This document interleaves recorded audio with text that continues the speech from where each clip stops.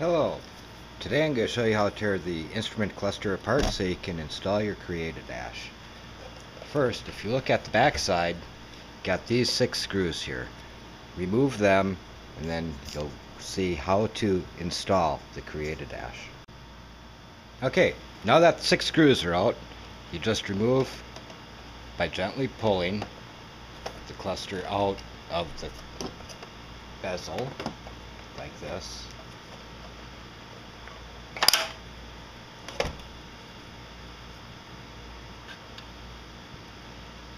The temperature gauge and the fuel gauge just pull straight out. The speedometer head, you have these 2 common screws here that you have to remove, and that just slides right out. So what you're left with after you remove the speedometer head, the temperature gauge, and the fuel gauge is a circuit board attached to the plastic housing. Just take the circuit board, slide it so it unclips from these retainers here, and remove the circuit board. This plastic housing you can discard. Now if you inspect the circuit board closer, you'll see on the back side you have these 6 pins here. Just take the pliers, gently rock the pins out. These are what were used for the factory fuel gauge and temperature gauge. Then what you will do is you'll use the template that you made of the back side of your housing here, and you'll cut your ABS sheet and drill the holes that match these 6 holes for the mounting on the bezel. So this is what the bezel looks like after you have all the instruments out. You have 5 little plastic clips that hold the front cover on the hood. Remove that. What I did with mine is right in here, I cut this out so I could have the space for my Create A Dash individual instruments. You have a screw here, you have to remove that. What this is for, if you have a column shift automatic, you would have your indicator here for park, reverse, neutral, drive, so on. So you remove this and the plastic piece comes out here.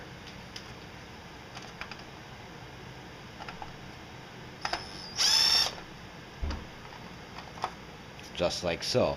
Save this piece, you will need it.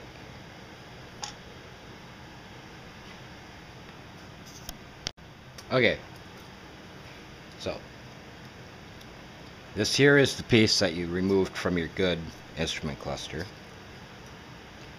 and you'll see you have to trim it down so it fits back in to the cluster without getting in, making interference with your speedometer head.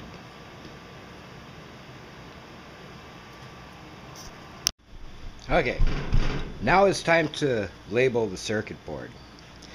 If you look here, I have a red line. This is the ignition feed. I use this to connect my ignition positive to the Intellitronix Create A Dash. This one here is the ground feed. It's body ground, so I strongly suggest that you make sure that the strap that goes between your engine and your body is a good one. Okay, right here, the R, that's for right turn. The L, left turn. So what you do is the wires on the back of your speedometer solder the right turn lead up to here, left turn up to here. This is your high beam indicator. This here is where your temp would go to the old sending unit, so I just wired my temp sensor wire onto here, my fuel sensor wire onto here. Okay, so after you mount the printed circuit board onto your ABS plastic, I drilled a hole through here, and through here to run my leads up from the various gauges. Also, where this hole is here, I marked out on the template that I made. I drilled a 1/2-inch hole. That way, the whole idea of this is just a plug and play with your existing car. So you plug the wiring harness in, and you don't have any other messing around to do, except for these leads here. You have the headlight dimming. This you'll hook up to your headlights. This is signal for dimming, okay? This here is your tack input, and this here is your speedometer input. Other than these 3 leads, and everything else will just be plugged back in. If you notice, I have 2 wires coming out here connected to this. This is a port that was not used on most of the AMCs. I found some instrument clusters that had an up arrow for when you're supposed to upshift. I have one that has, it says check engine. So I decided to do what the factory did and use it as a check engine light. So I have on the main housing here, I have a LED that is connected to this. That is right here. It's for the check engine light, because I converted my 258 in my Eagle to fuel injection. I took the head and fuel injection system off of a 4-liter Jeep. And what this ballast resistor is for is I had discovered that if I don't have this in, if I have no codes, the LED would glow faintly. So I put the load resistor in. That takes care of the problem, because it sucks down the current that would otherwise barely illuminate the LED, which was kind of irritating. Okay, you'll occasionally hear stuff that sounds like I'm in the midst of a terrible, terrible thunderstorm. It's just my 3 and 8-year-old upstairs jumping around, rattling my heat work. Okay, after I got all the gauges mounted, I used 1 long standoff and 1 short standoff, as you see right here. That brings the displays just behind the lens. The other thing that I did is, after I first assembled it, if you notice, there's little foam pieces in here. I could see the solder traces through the lens, and I really didn't like that. So I decided to hide them, and I just made little foam pieces that fit around the displays. That gives it a nice blacked out view. The whites here, I really wish that the plastic would have been molded in black, because you can see the display slightly through the display. So anyways, here's the check engine light that I have on it, and I will show you what it looks like when it's all put back together. If you remember, I said one of the things that you should have for doing the installation is microfiber. I don't know how well it comes through on the video, but there are little dust particles here, so I use microfiber cloth, and I just clean it up. It gets rid of any fingerprints and picks up the little dust particles. So when a display is lit up, you'd actually see them in between the display and the plastic. There's other videos on YouTube where you can see the little plastic pieces. It really detracts from the attractiveness of the gauges. Okay, here you see the gauges again, reassembled. I have power hooked up just for the lights. Um, and here's what it looks like when you turn on the headlights. They dim down. I'm going to have to recheck the wiring for my temperature gauge because I lost the display here and it's reading 5. That happened to me earlier at one point. I have to check a solder joint to figure out exactly where it went wrong. One other thing I need to point out is with your odometer display down here on the bezel, the plastic would actually come up this far, so I just took a filed that down so I can read the odometer. Had to file a little bit on the top so I could get the top part of the display. Also, the bottom hole down here for this is where the clock used to be. The screw is set inside just a little farther on the housing than all the other screws, so I cannot put a screw on the back side to hold the instrument panel in. Actually, I had to trim out this here gets in the way of the circuit board, so I actually had to trim this down to fit here, so I'm not able to put a screw in to hold the ABS in that area.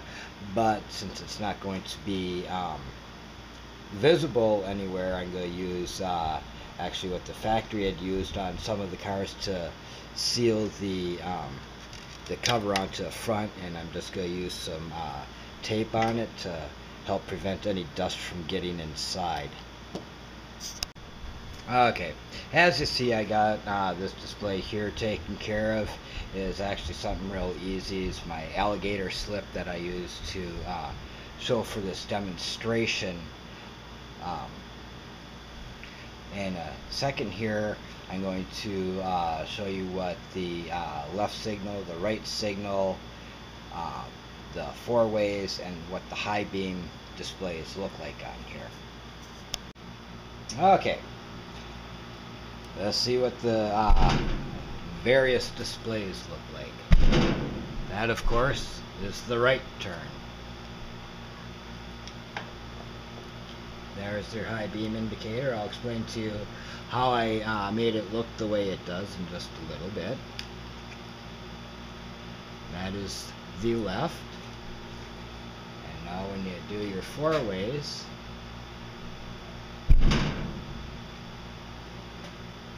so, how I was able to get a nice blue dot like that, because if you notice when I had it apart, you have a crescent in here. What I did is I took a soda straw and a piece of heat shrink that I put on the back of the soda straw, just so it won't let the light back up, because I really didn't want to have any circuitry or anything else highlighted behind the instruments on here. And I have to say, when it is installed in the car and at night, it is really awesome. I was really worried when I first got the gauges, because I tested each one before I installed them in a circuit board, and I didn't have the shaded ABS in front of them, or the shaded plexiglass in front of them, and they were really, really bright. And I was worried that I was going to have problems at night with having the blindness from it, but they really get shielded down good. When you put the headlights on, it dims it to a real good point. It does not dim the turn signal or the high beam indicator. I really haven't had a problem with the high beam LED being overpowering, and of course you're not going to be driving real far with a turn signal light on, so that's not a worry. It's nice having it bright, so you're not one of these people that drives down the road for 15 miles with your right turn signal light on and then you end up turning left. And also right here is the check engine light indicator. So when I get reinstalled in the car. I'll just turn on the ignition straight so you can see that indicator. There's a few things I wish Intellitronix would have made available for this as an option. I am going to miss not having my clock. They could fit a small clock right up in here. There's plenty of room.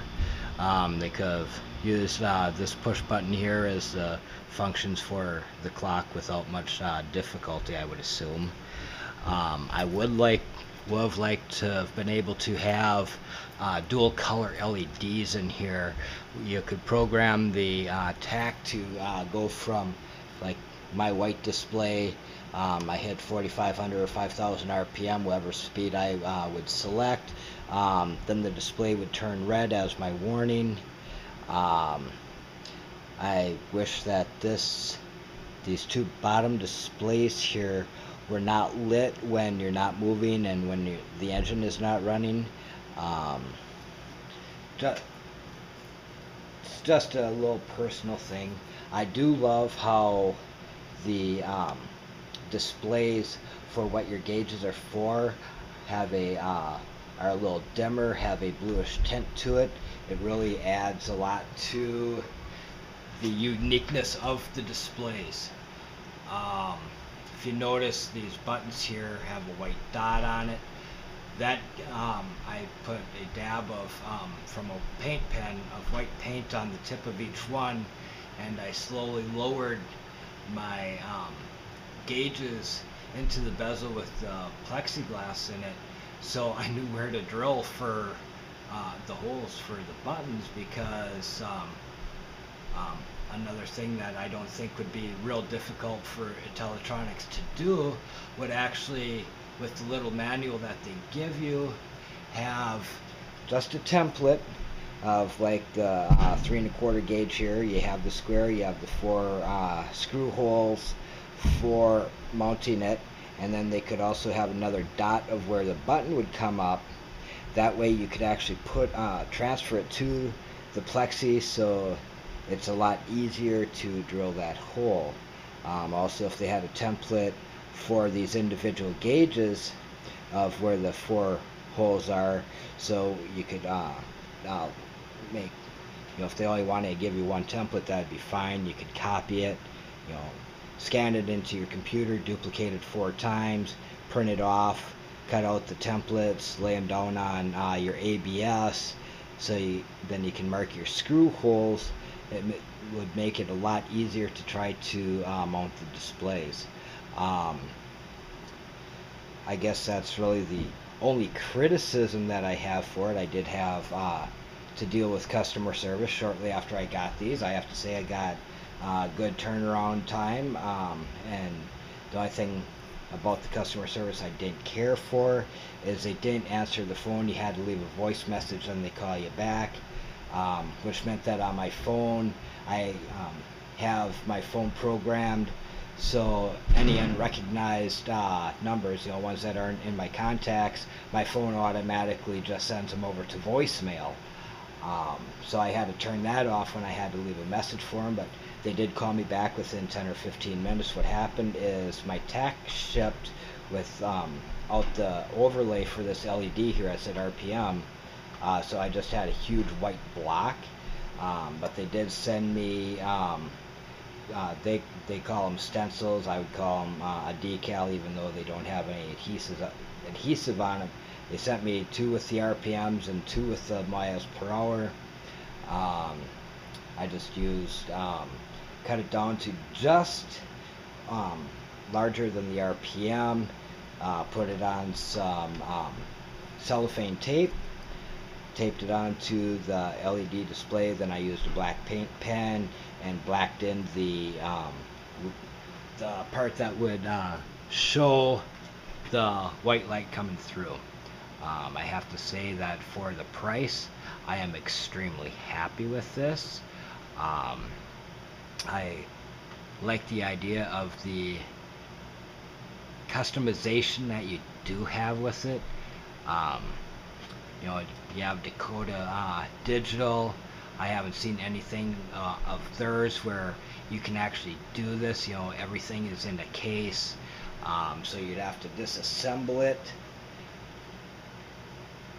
I wish they did sell these gauges individually and not in kit form, because what I would have kept my old speedometer head, which was only an 85 mile an hour, and I would have gone with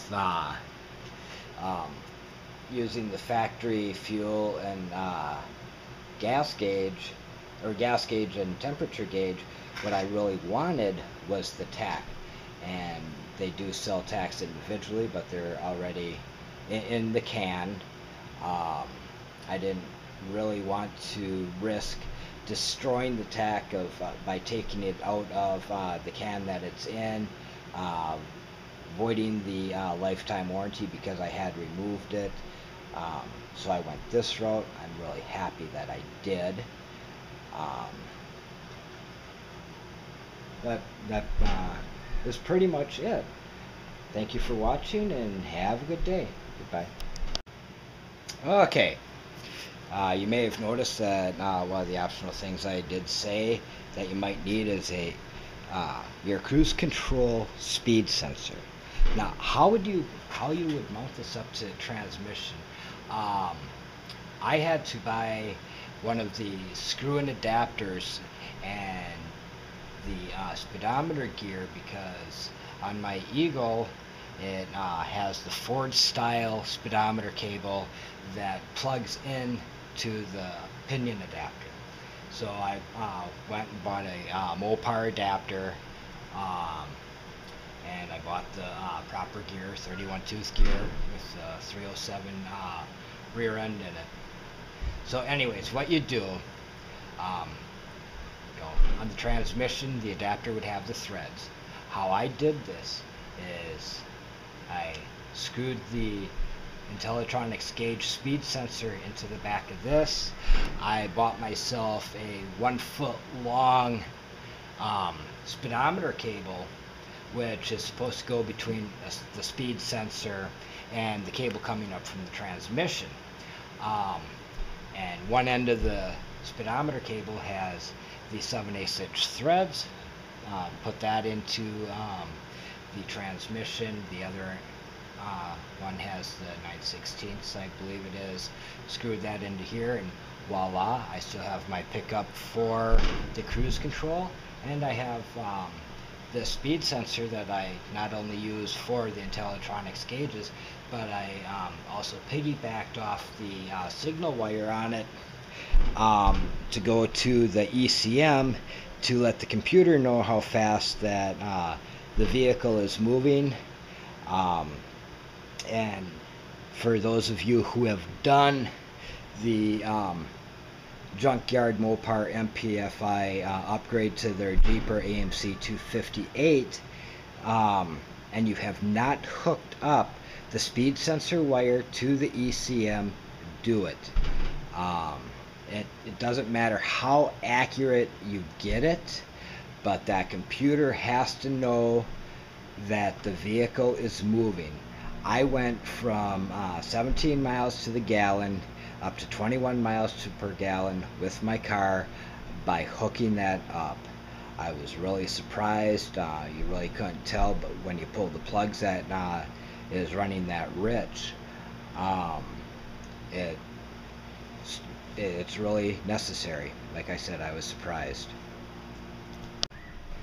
One note I'd like to make is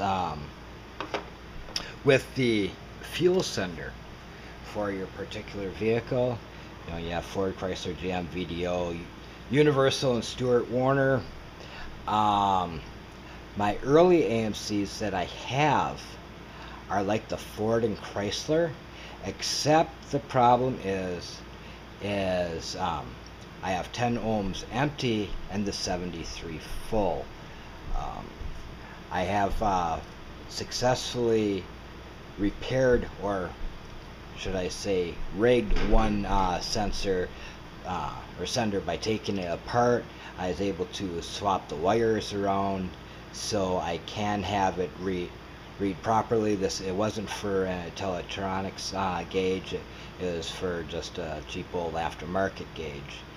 Um, and if you're not sure what you have in your vehicle as far as ohm ranges go, because you may have some other manufacturer, okay?